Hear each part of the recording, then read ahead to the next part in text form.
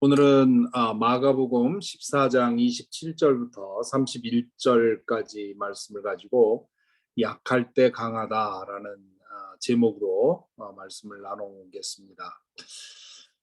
예수님께서 제자들과 함께 마지막 식사를 나누시고 그리고 찬양을 부르며 올리브산으로 갔다 하는 것이 14장 26절까지의 내용입니다. 그래서 오늘은 그로부터 이어지는 말씀을 보겠는데요.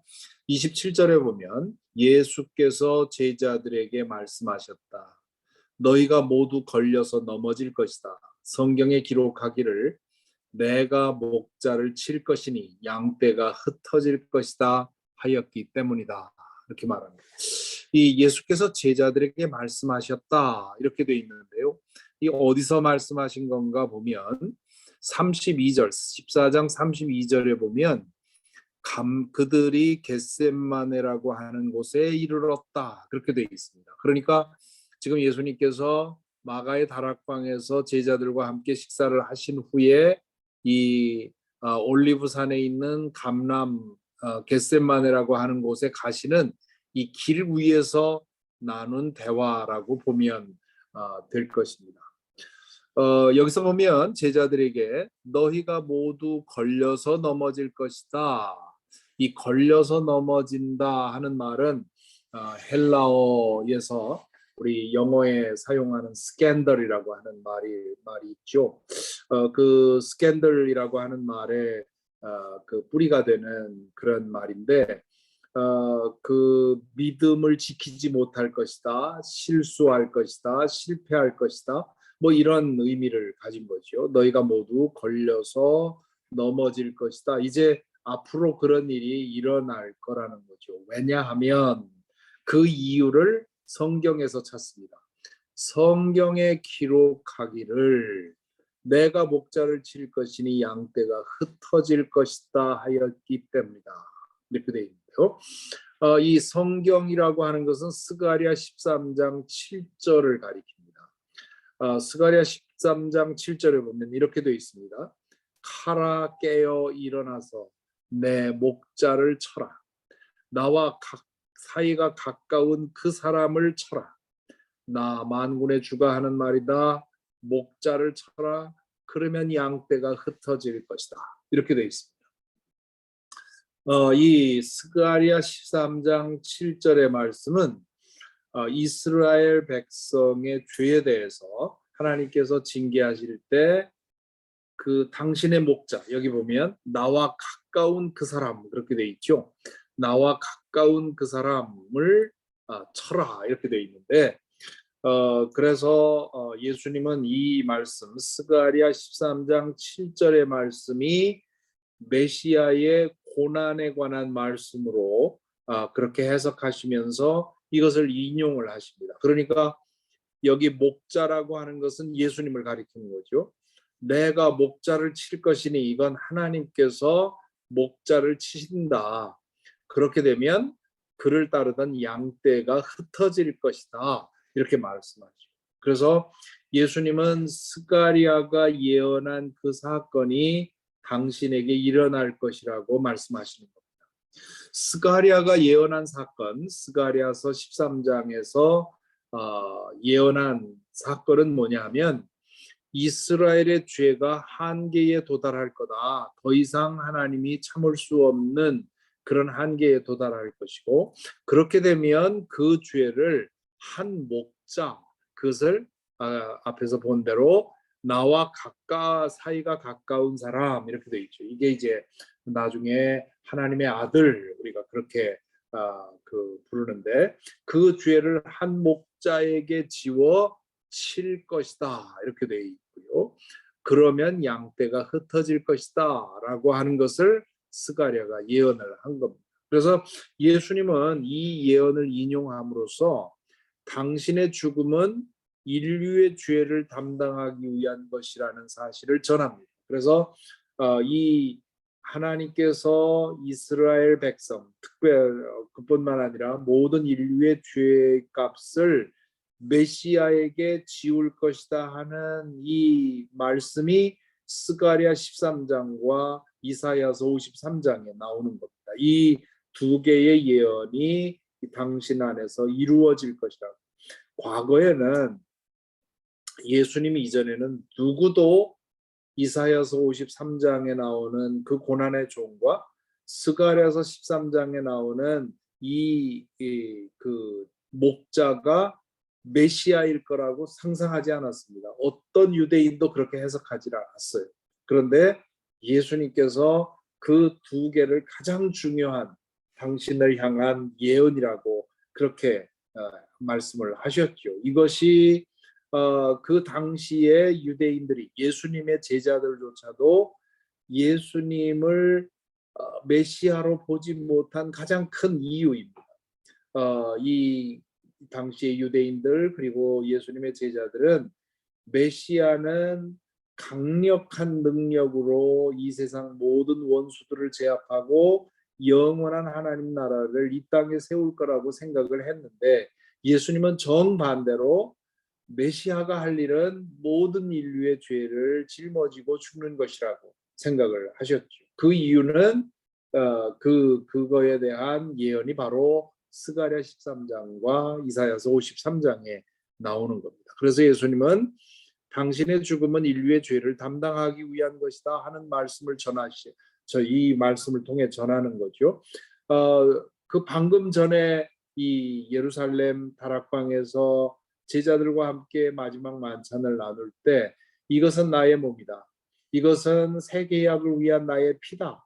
라고 말씀하실 때도 같은 말씀을 전하신 겁니다. 그때는 당신의 말씀으로 전하고 지금 여기서는 스가랴서 13장의 말씀을 인용을 하는 거죠. 그리고 그 당신의 죽음으로 인해서 한동안 제자들이 뿔뿔이 흩어질 것을 예고하십니다.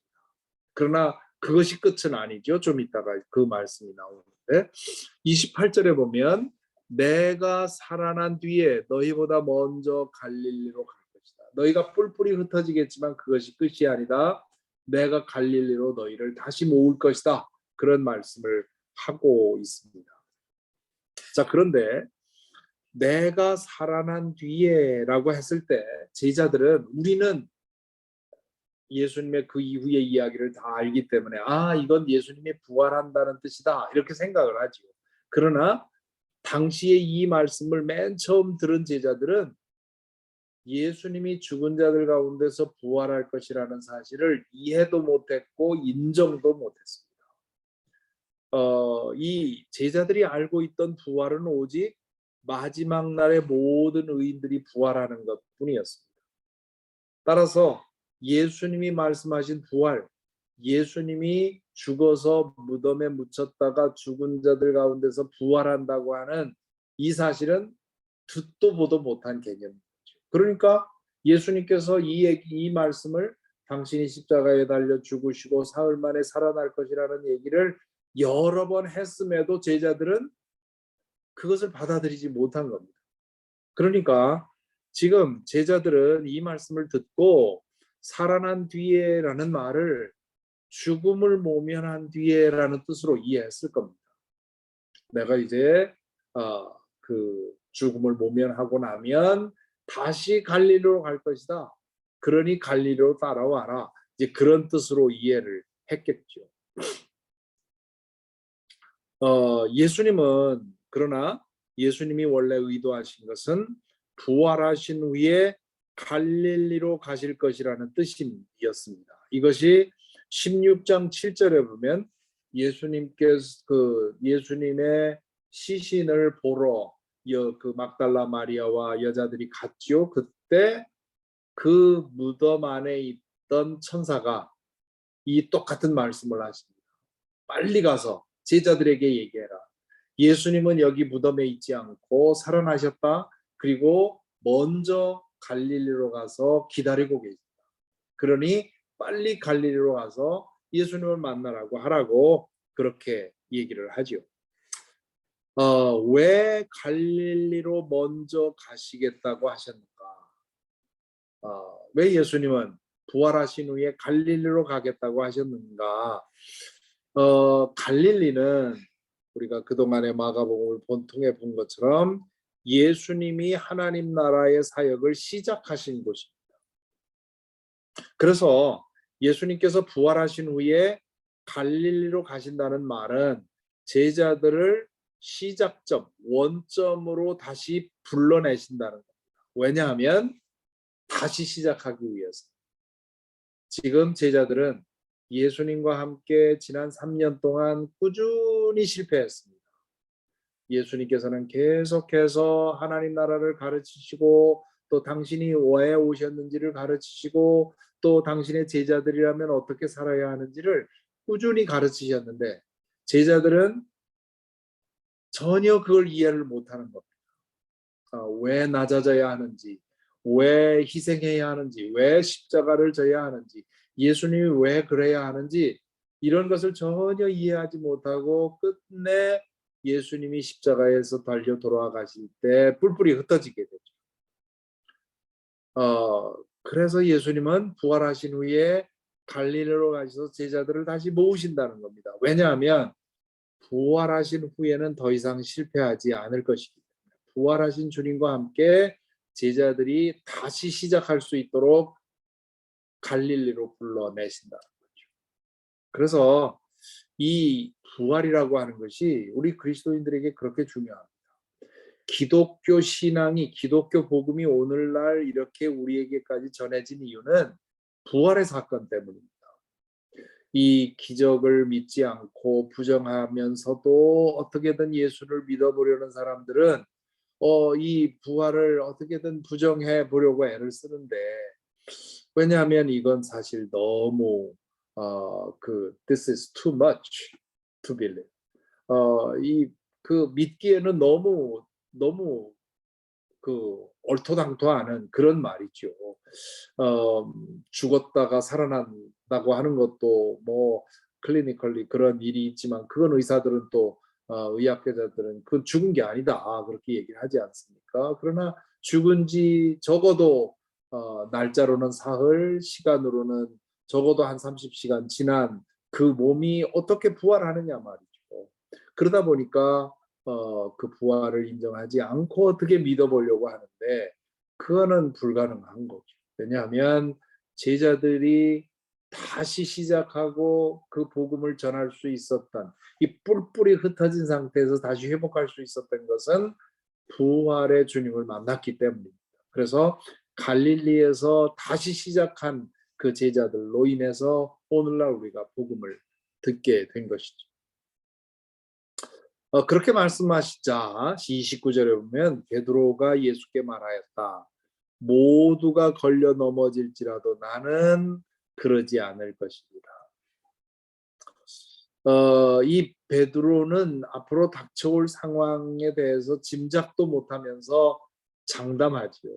그는 결코 약한 사람이 되고 싶지 않았습니다. 그래서 그는 아주 뱃사람다운 강인함을 가지고 있었죠. 그래서 오죽했으면 예수님이 그에게 게바라는 별명을 붙여준 거죠. 이 게바라는 말은 아람어로 바위, 돌이라는 뜻인데 이 베드로는 게바라는 이름을 헬라어로 번역을 한 겁니다. 여러분 왜 그 요르단에 있는 돌 계곡을 페트라라고 하지 않습니까? 그 페트라, 베드로 이게 같은 뿌리에서 나온 말이죠. 그러니까 예수님께서 베드로를 시몬이라는 이름을 가진 이 사람에게 베드로라고 하는 이름을 붙인 것은 물론 그가 신앙 고백했을 때 그 믿음의 기초 위에 교회를 세우겠다 하는 뜻으로 그 베드로라고 이름을 붙였지만 그렇게 붙인 데에는 베드로가 아주 강인한 사람이었기 때문이죠. 그런데 그는 겉으로는 강한 기질이었지만 내면적으로는 연약한 사람이었습니다. 그래서 지금 이렇게 말하는 것, 모두가 걸려져 넘어질지라도 나는 그렇지 않을 것입니다. 라고 말한 이유는 예수님의 말씀을 듣는 순간 그럴지도 모른다고 하는 불안감이 그를 엄습한 거죠. 그런 두려움이 그에게는 너무 싫었던 겁니다. 내가 약해져서 예수님을 부인한단 말이야, 떠난단 말이야, 말도 안 돼 하면서 그 가능성을 부인하고 싶어서 이렇게 강력하게 얘기를 한 거죠. 그러자 예수님께서 뭐라고 말씀하십니까? 내가 진정으로 너에게 말한다. 오늘 밤에 닭이 2번 울기 전에 내가 3번 나를 부인한다고, 모른다고 할 것이다. 예수님은 베드로가 부정하려 했던 그 연약함과 두려움을 꿰뚫어 보셨습니다.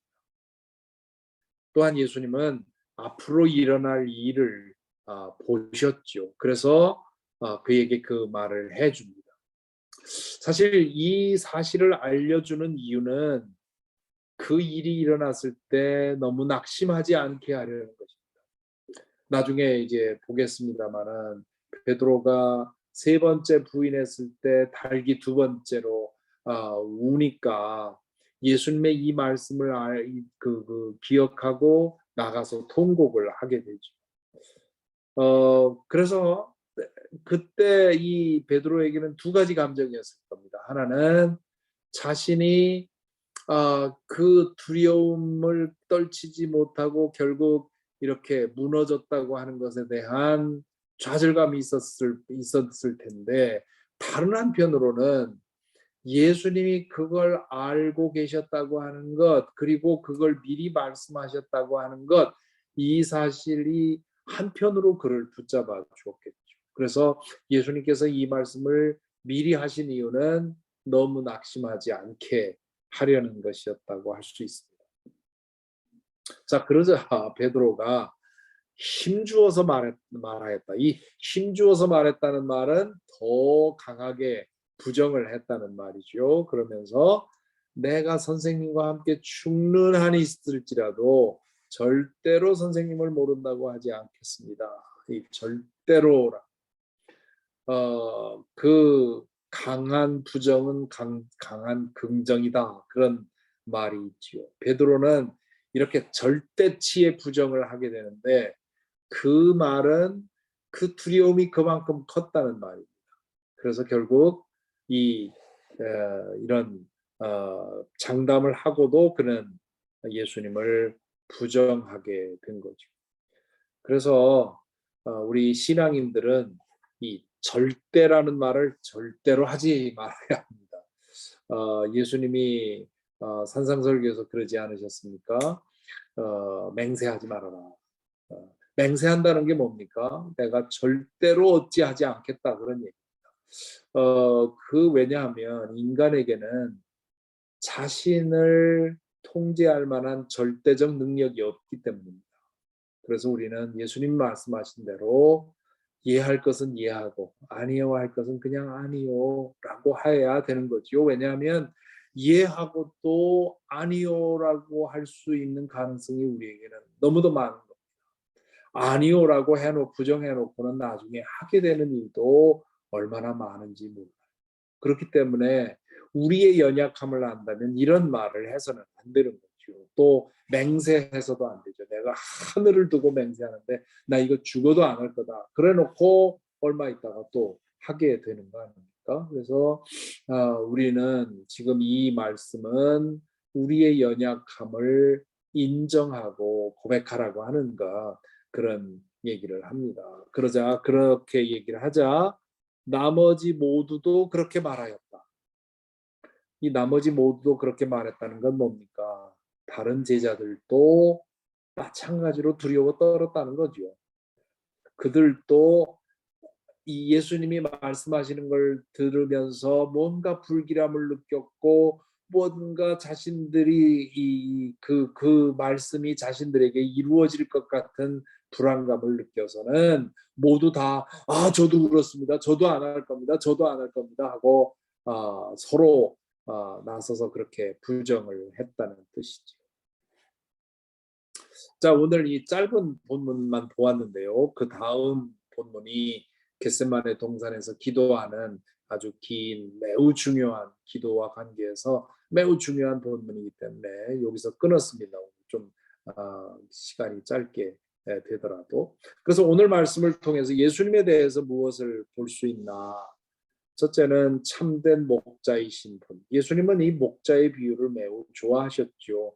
구약에 보면 목자를 하나님에 비유하거나 혹은 지도자에게 비유하거나 혹은 왕을 목자에게 비유합니다. 그건 이제 이 유대인들이 이스라엘 사람들이 유목민 출신이기 때문에 목자와 양의 관계를 하나님과 우리의 관계로 많이 비유를 했습니다. 그러니까 농경 사회인 우리는 하나님을 농부에 비유할 수 있죠.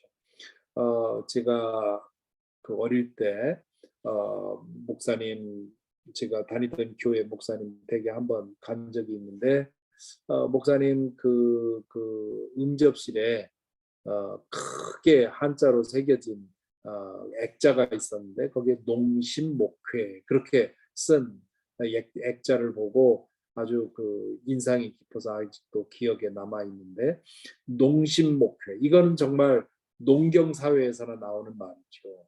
목회를 할 때 농부의 마음으로 하라 그런 뜻으로 아마 누가 써준 액자를 걸어놓고 계셨는데 이 이스라엘 사람들은 유목민이기 때문에 이 하나님을 목자로 비유하고 예수 또 하나님은 예언자를 통해서 이 메시아가 목자가 될 것이라고 말씀을 하셨죠.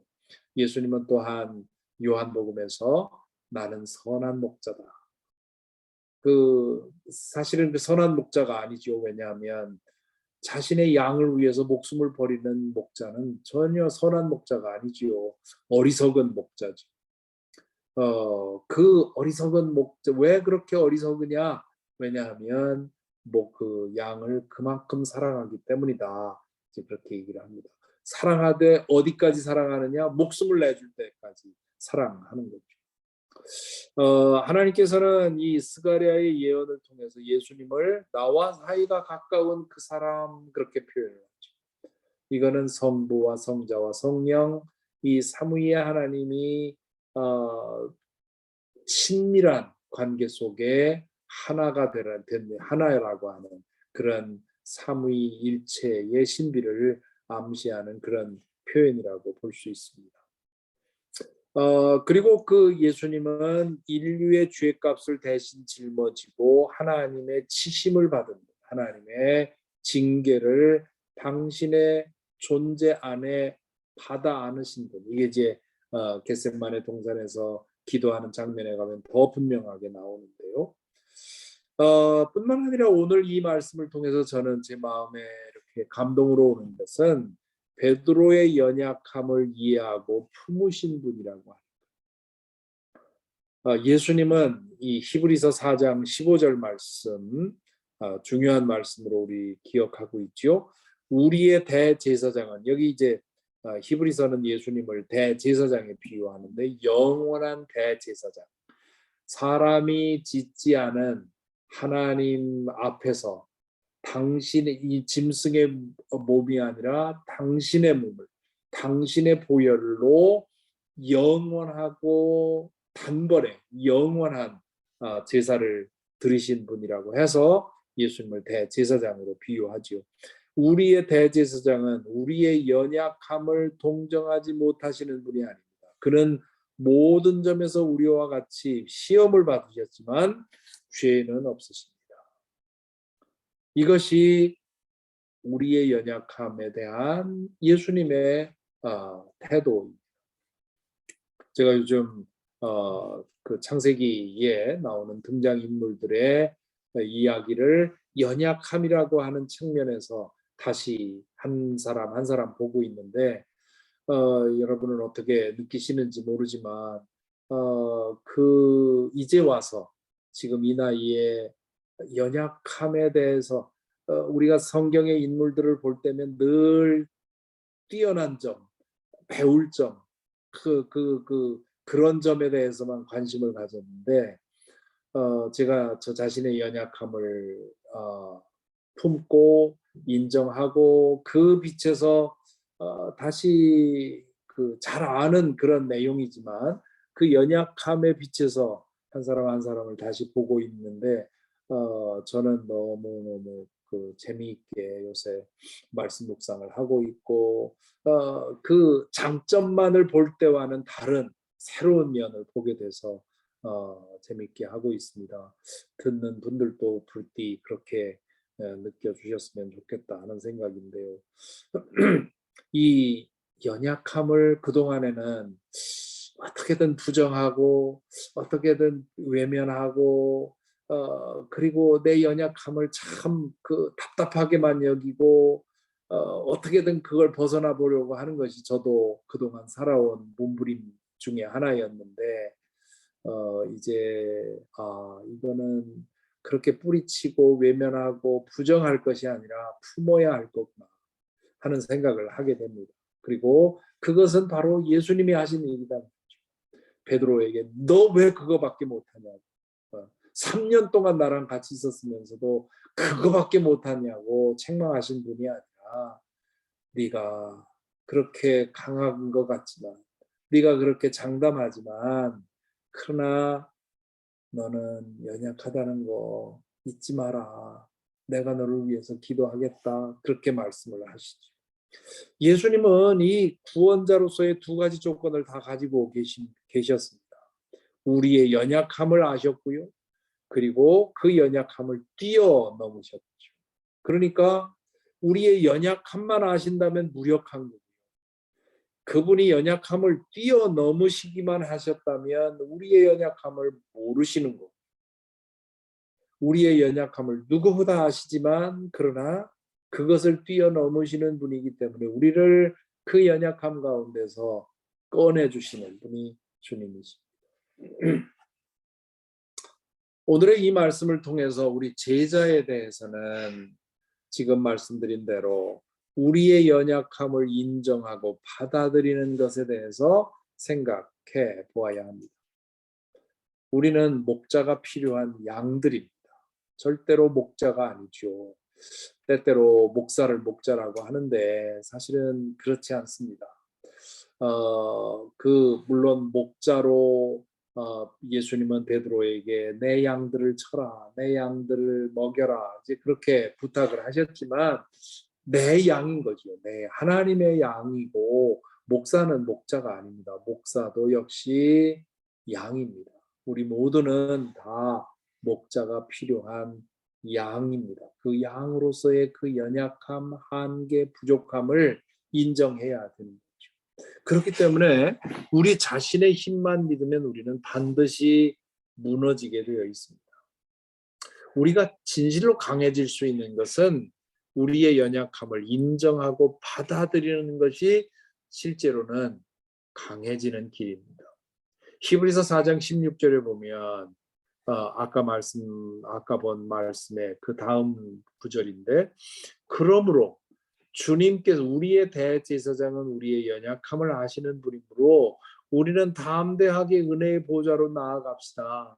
우리가 비록 부족하고 실수하고 못된 버릇 끊임없이 나오고 연약하지만 그것 때문에 나는 하나님에게 더 이상 자격 없는 존재에 이르지 말고 그 은혜의 보좌로 나가자는 거예요. 왜냐하면 주님께서 다 알고 계시다는 거죠. 그래서 우리는 자비를 받고 은혜를 입어서 제때에 주시는 도움을 받도록 합시다. 이 제때에 주시는 도움을 받도록 합시다. 우리가 넘어질 때 일으켜주시고 부족할 때 알려주시고 어디로 갈지 알 수 없을 때 인도하시고 하시는 그때 주시는 도움을 받도록 합시다. 그렇게 얘기를 하죠. 그래서 우리는 이 부활하신 주님과 함께 갈릴리에서 다시 시작해야 되는 존재들입니다. 우리도 역시 갈릴리로 돌아가서 부활하신 주님과 만나서 그 부활하신 주님과 함께 더불어 매일매일 살아갈 때 그 주님의 능력이 우리 가운데서 드러나게 될 것입니다. 우리의 연약함은 결코 거두어지지 않습니다. 우리의 마지막 숨 다할 때까지 연약함이 커지면 커지지 줄어들지 않습니다. 저는 30대, 40대만 해도 이렇게 영적 생활 꾸준히 하면 60대, 70대쯤 가면 거의 성자 반열에 갈 수 있으리라고 뭐 그렇게 믿은 건 아니지만 그래도 좀 그 거룩한 그런 모습을 가질 줄 알았는데요.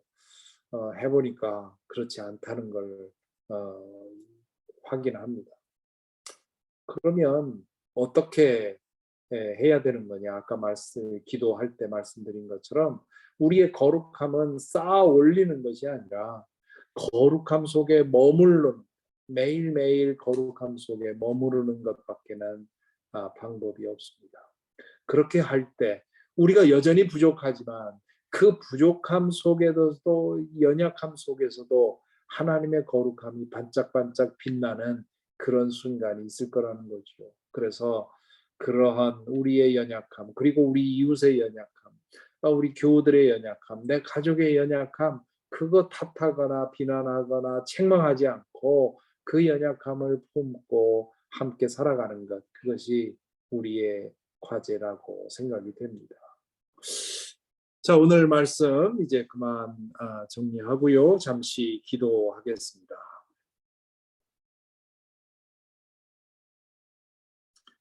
오늘 주님께서 베드로와 함께 나눈 대화를 다시 한번 생각해 봅니다. 주님께서 목자가 희생을 당할 것이고 그렇게 되면 모두가 흩어질 것이다 했을 때 내 연약함 때문에 나도 그렇겠구나 라는 사실을 느끼면서 그 사실을 부정하기 위해서 장담을 하고 맹세를 했던 베드로를 생각합니다. 그러나 그 연약함을 주님 뻔히 아시면서 그것을 책망하지 않고 품으시고 그들을 회복하실 그런 약속을, 소망을 또한 주신 것을 기억합니다. 저와 여러분, 우리 모두는 베드로와는 비교도 할 수 없이 더 연약한 존재들이지요. 주님께서 우리의 연약함을 아시고 우리가 실수하고 넘어질 수밖에 없는 존재라는 걸 아시면서도 우리에게 희망을 거시고 우리를 부르시고 당신의 제자로 삼으신 것 기억하면서 주님 매일매일 거룩함 안에 거하게 하시고 나 자신의 연약함과 우리 이웃의 연약함과 가족의 연약함과 교우의 연약함을 품고 주님께서 주시는 은혜를 구하면서 함께 우리에게 주어진 생을 살아나가게 하옵소서 하는 기도를 이 시간 함께 드리겠습니다.